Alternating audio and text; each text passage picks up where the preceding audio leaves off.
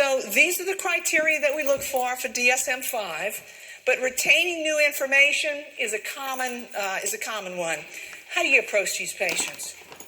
Well, you got to ask them questions, but there also has to be somebody with them that you can ask the same questions to and see what happens to the answers. And when there's incongruence in the answers, you really begin to think about dementia.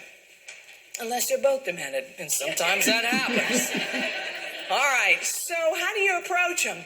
Well, you're going to use some standardized form for cognitive testing. The one that most people say is, I'm going to use the mini-mental state exam. Well, good for you.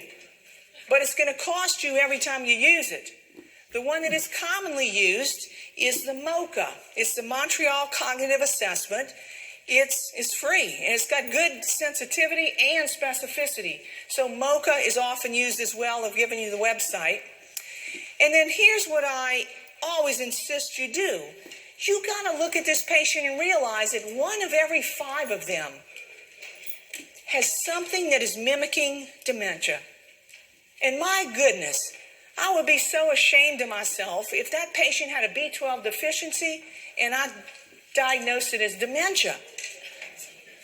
Seriously, I'd take my marbles and go home, and I'm not kidding you.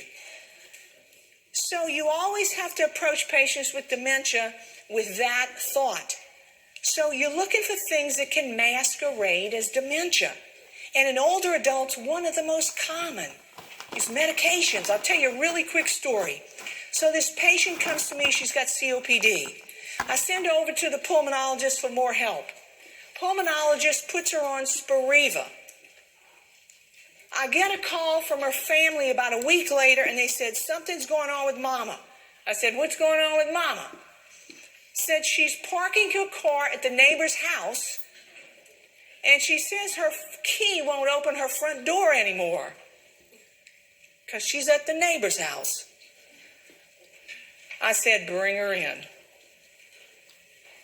She's got a new medication, an anticholinergic med called Spiriva. The minute we stopped this Spiriva, not the minute, but 5 days later, Mama was back at her own house, and Mama's key opened the front door again. So in older adults, you've got to be looking for what I call the brown bag test. You got to be looking for things that can masquerade as dementia. So look at some lookalikes. Delirium, maybe, that's an acute change.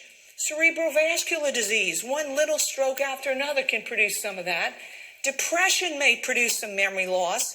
You got to get labs in these patients.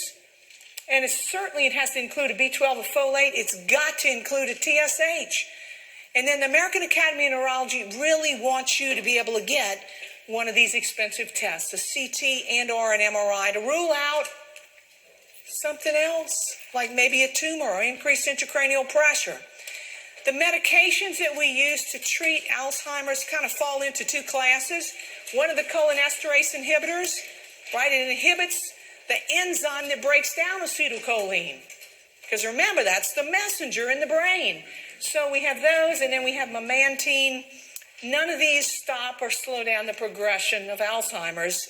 It's to try to make some of the cognitive symptoms better.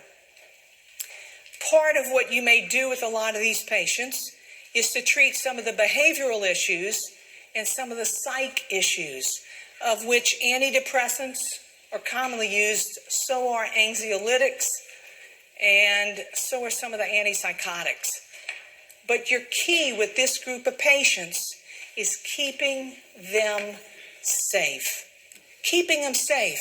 It's a hard conversation with a patient about driving. It's a hard conversation about how long they can live alone.